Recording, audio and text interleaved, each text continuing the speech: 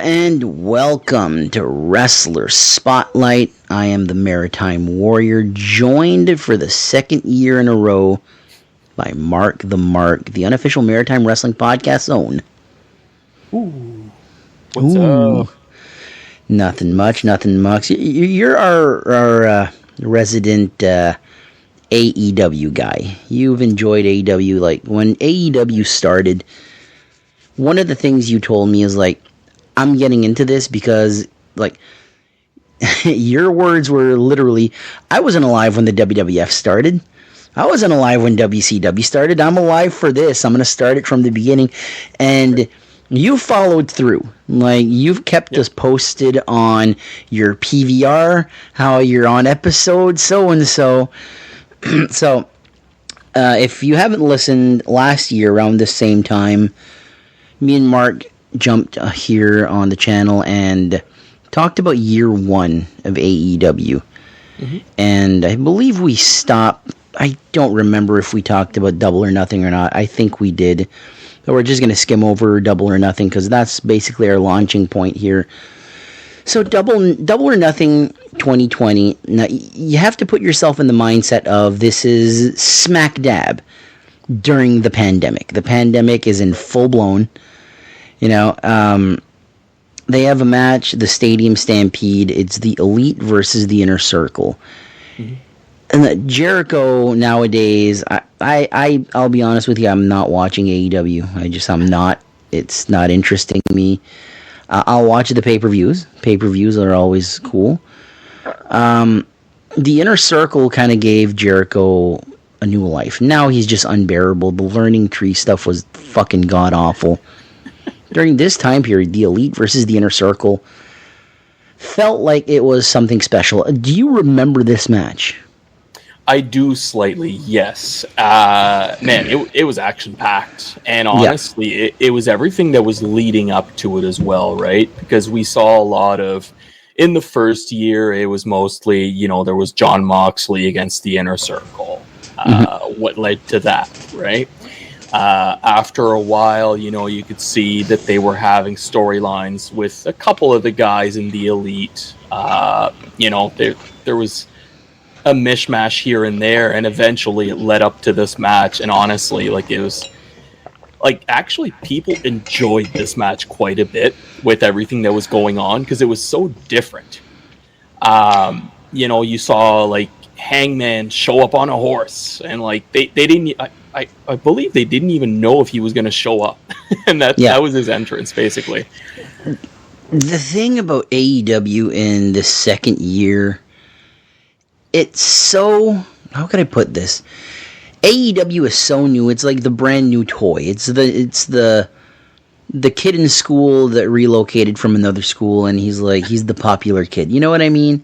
Yeah. That's the feeling of AEW. It's brand new. We've had WWE for so long, being the only thing around, like mainstream wrestling. You can say, well, TNA, Ring of Honor, they were never on a mainstream big network like TNT, or for us it was TSN.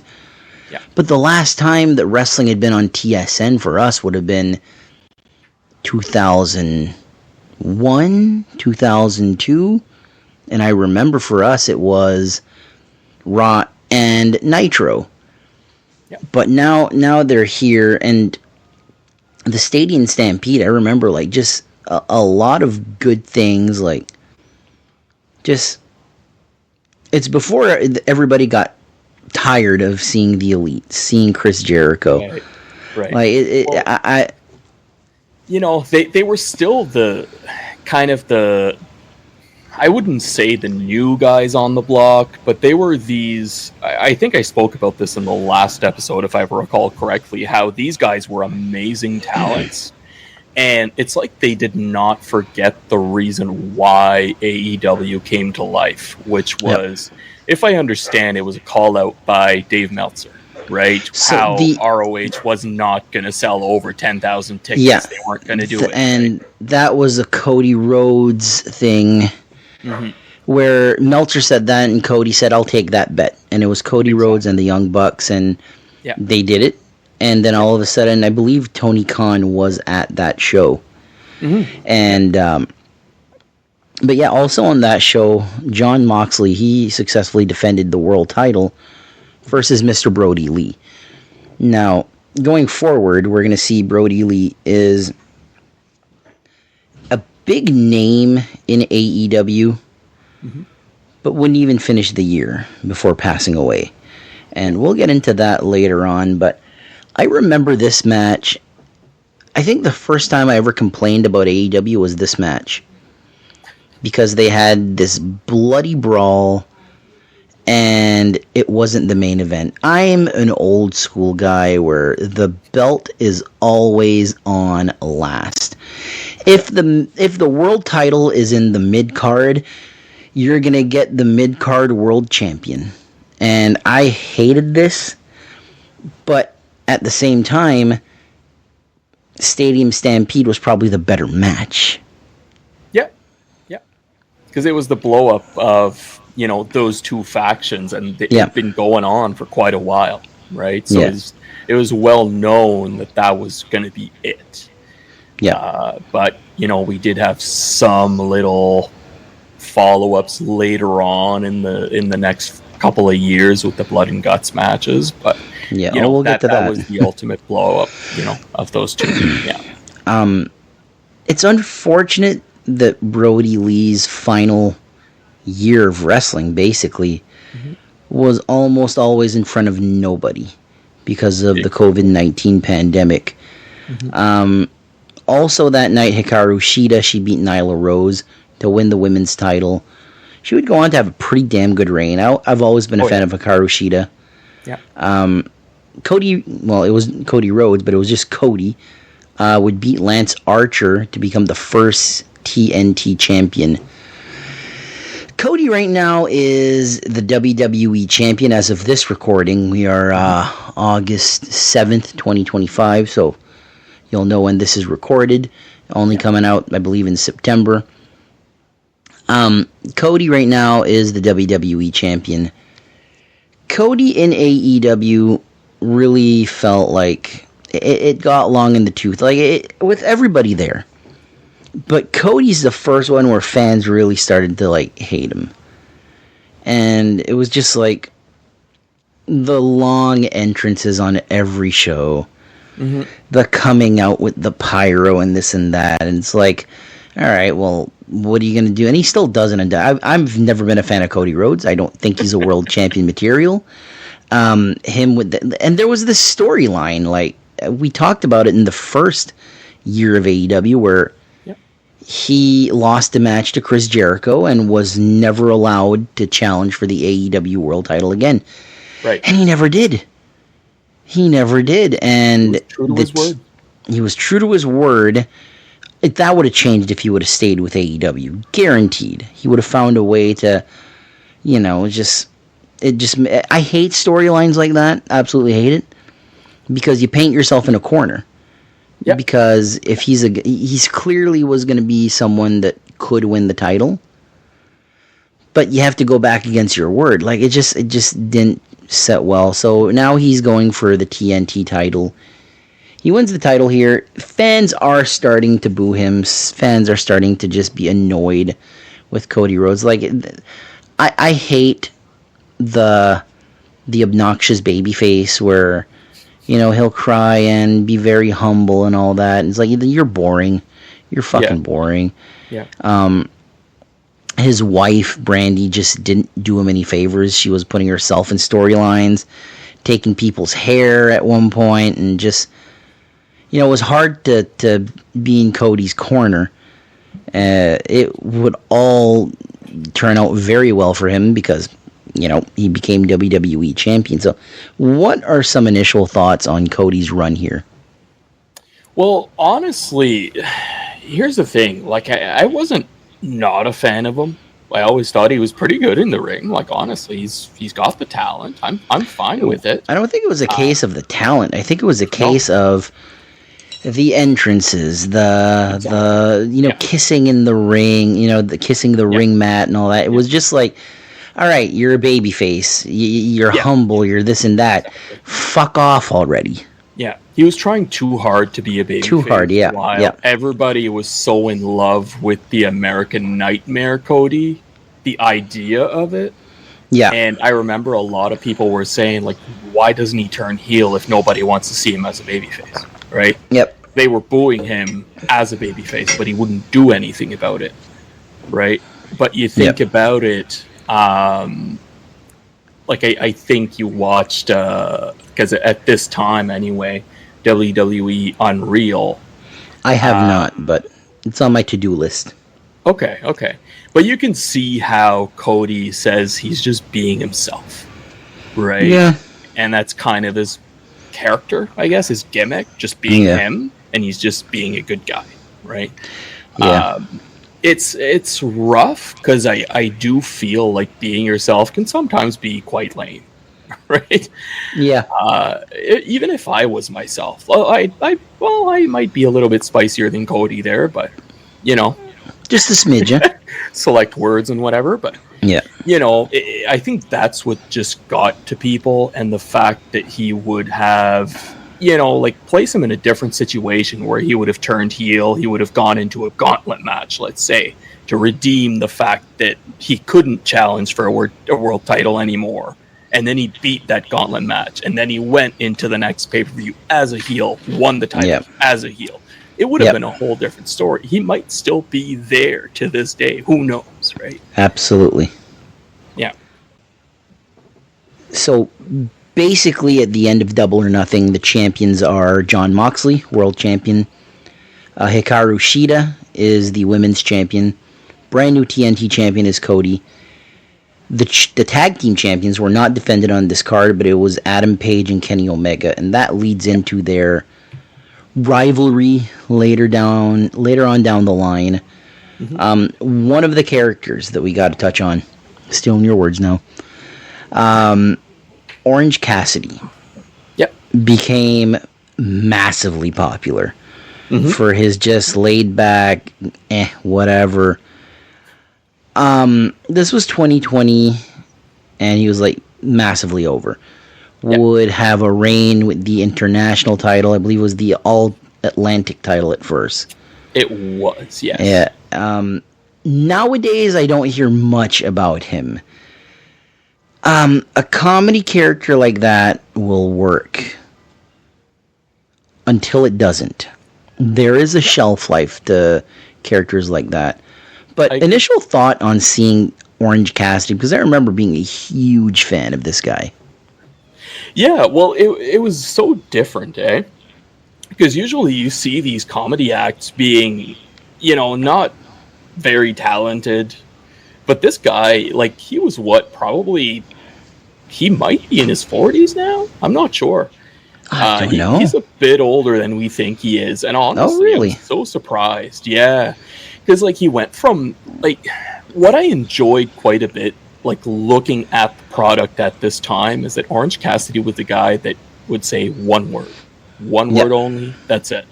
And he developed so much to a point where you could actually take him seriously at a certain point. It's like you were saying, like, he was a legit champion. It was weird, but, you know, it worked. Like, let's say when he was carrying around the title in his backpack, it was still a comedy act. Yeah. But he was taken seriously because he was being challenged, and he was defending the title basically every week. Like, it was crazy. Yeah, it seemed like that. It got old quick, though. He was champion for a long time. Mm-hmm. Yeah. And then he lost the title, I believe, to Jon Moxley. And then Moxley lost it to Ray Phoenix. Right. And then Phoenix straight back to Orange Cassidy, because Phoenix wasn't supposed to win the belt. Moxley was supposed to be champion way longer, but got concussed. Exactly. Yeah. And I don't know, not Moxley, but Cassidy, just like, I don't hear anything from him. I only watch the pay-per-views. I don't see him often on pay-per-views unless it's like a battle royal, and he's a warm body in the match.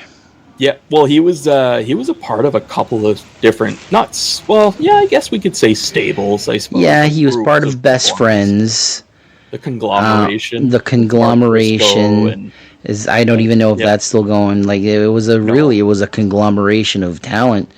Yeah. Tomohiro Ishii, Mark Briscoe, I believe Chris Statlander was part of that.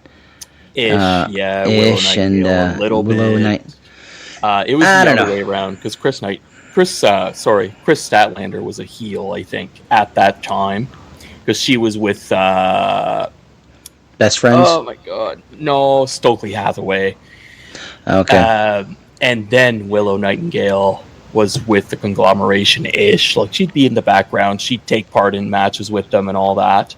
But it like kind of touching on that again, like the fact that it was long-term storytelling where Orange Cassidy was friends with Chris Statlander. She was with the Best Friends for a while, probably a couple of years.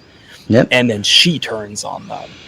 And then, like it was always long-term storytelling and how Orange Cassidy like was always just a nice guy. He wouldn't say anything. And then all of a sudden he was becoming like an aggressive guy. Like, you get on my nerves, I'm going to punch you in the face, basically. I always felt Orange Cassidy had a second life that could have happened as a heel, where he does the exact same thing, but instead of wearing like denim, he's wearing like black shorts or black jeans and a black denim. Did he? He did for a while. So basically, it's like they were teasing a heel turn where he would join the Don Callis family.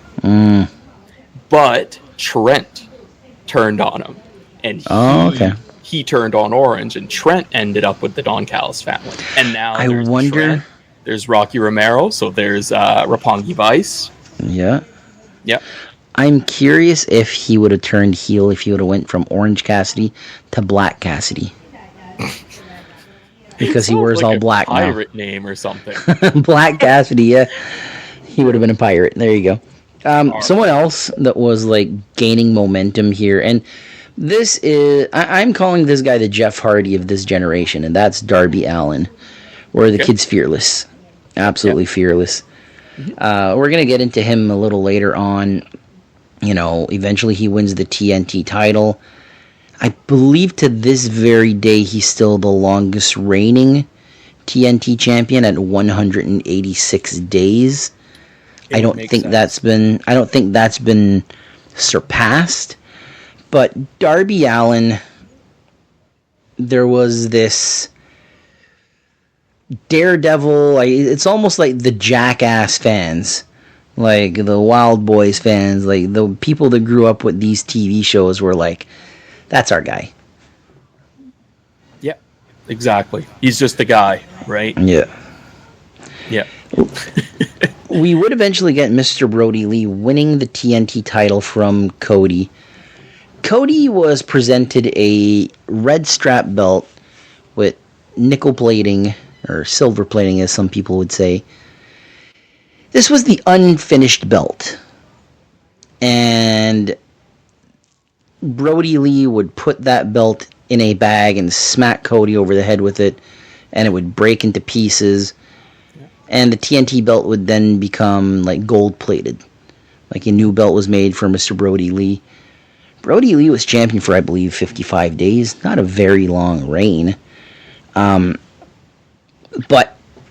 on October 7th, he would have that dog collar match with Cody Rhodes. Which would end... Good.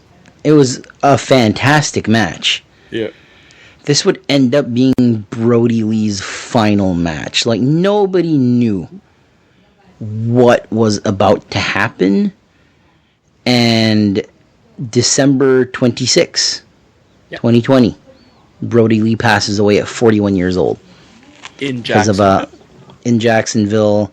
Yeah. Was at the... Apparently he was, like, not... this happened pretty quick. But they were expecting him to die.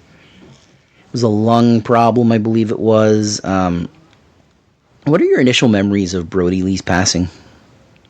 Man, it was so shocking, because I'm pretty sure, like, initially, when I hear anything like this, it's probably from you, or, like, I send it to you, or something like that. I think this time, I knew about it, I'd heard about it, but you sent it to me, like, immediately once you found out. Like, I was just still in shock. I remember it was with my ex-girlfriend, and we're laying in bed and we're watching, what's that show? She used to love that, Shameless or something like that. Oh, yeah. She used to love that show, so I'd watch it, whatever.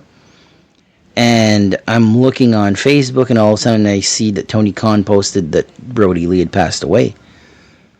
So as I'm reading this, you're sending it to me, and you're like, did you hear about this? And like, is it true? So, yeah, it was a shock.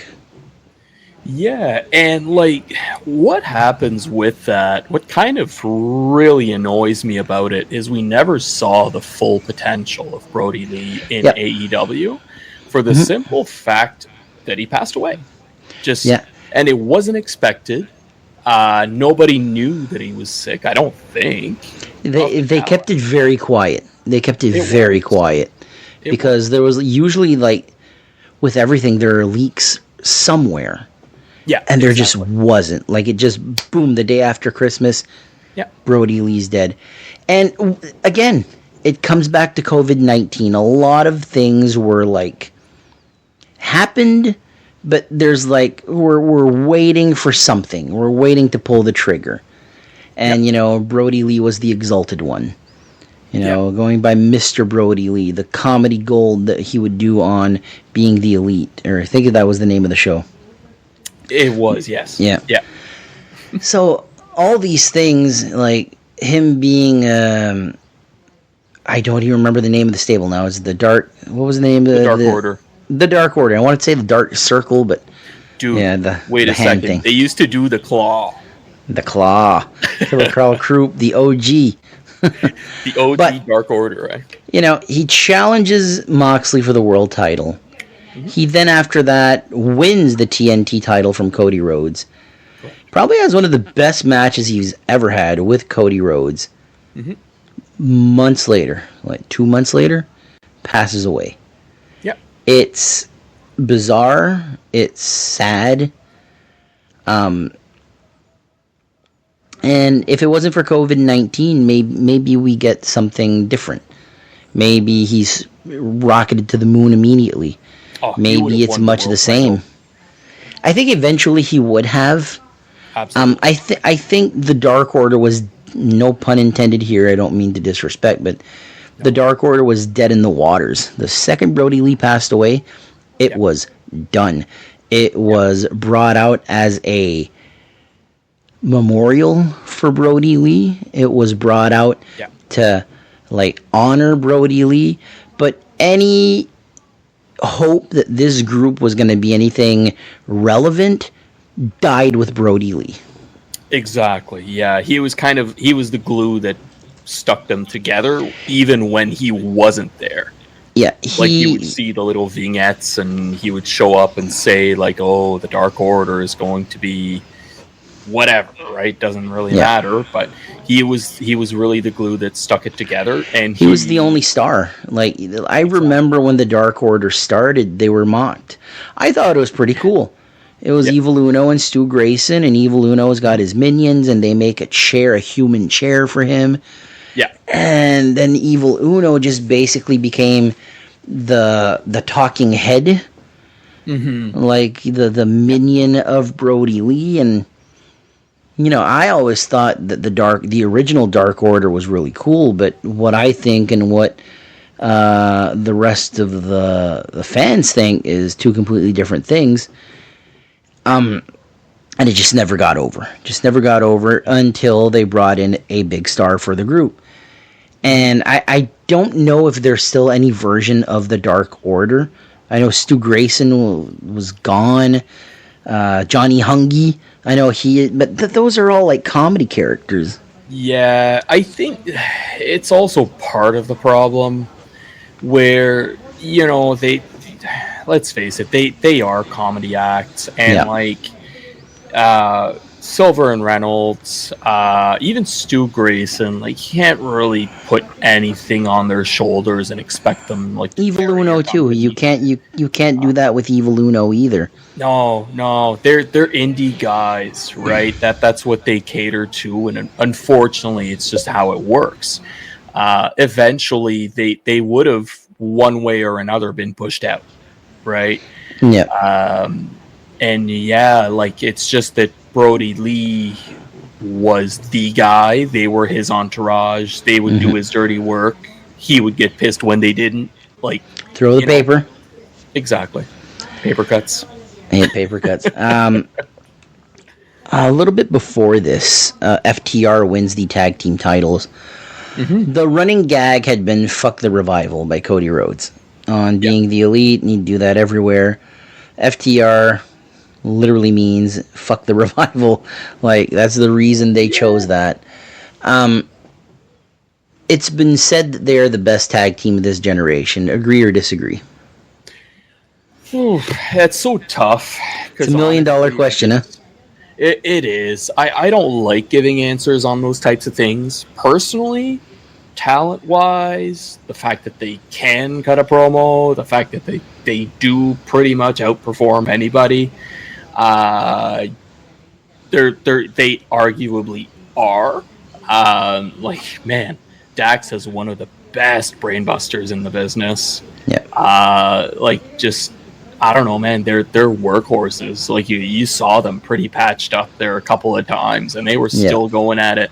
Like, even that match later on, though, like, kind of not. It's not a spoiler. Let's face it, we all know. But that match against Jay and Mark Briscoe. Yeah, for the Ring of Honor tag titles.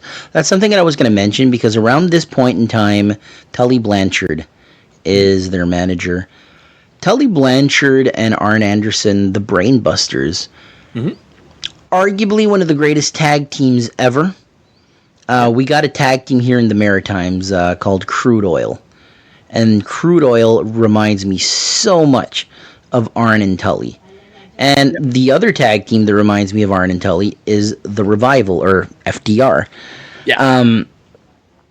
At some point, they win the AAA tag titles.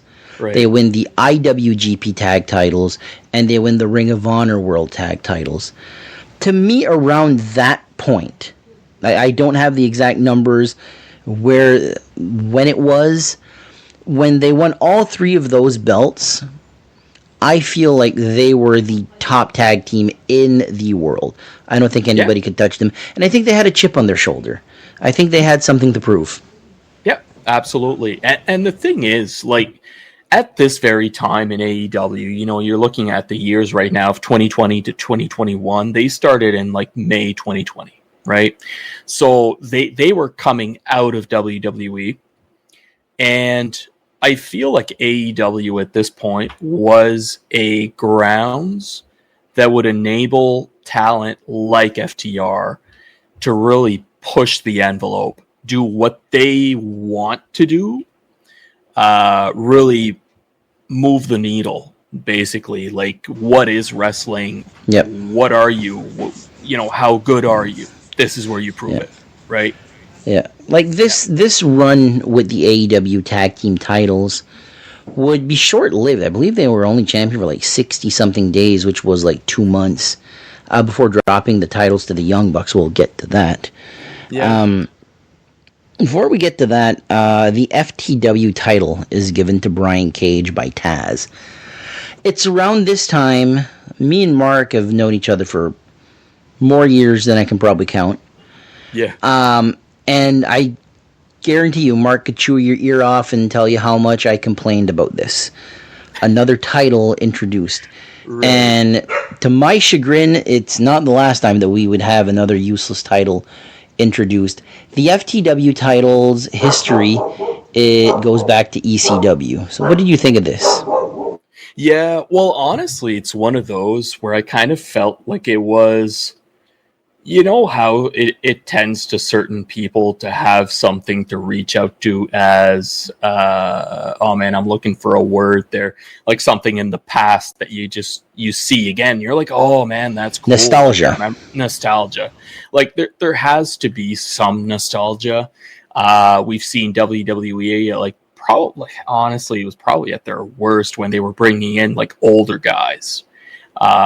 Talent that hadn't wrestled in, who knows, 10 years, 5 years, 10 years. And they were just putting them in the ring. But, like, I feel like they were trying to tend to people that used to watch the product that, trying to bring them back. Like, oh, Yeah. Stone Cold Steve Austin's going to be there. Well, he ain't going to wrestle. Like, he No. might stun somebody and like. Like, to me, back in the day, they'd bring back Sergeant Slaughter, Hacksaw Jim Duggan, these Coco Beware, and it's like, that's cool. I remember these guys from when I was a kid. Yep. Where's the Ultimate Warrior? Where's Macho Man Randy Savage? Where's Stone Cold? The big stars you want to see, and they were the rarest of them all. Like, you look at the Ultimate Warrior, went to the Hall of Fame, passed away the next week. Mm-hmm. They got him back just in time because he was on his final moments. As far as the title goes and nostalgia, that's all well and good. Yeah. The more titles there are, the less important the titles you already have feel.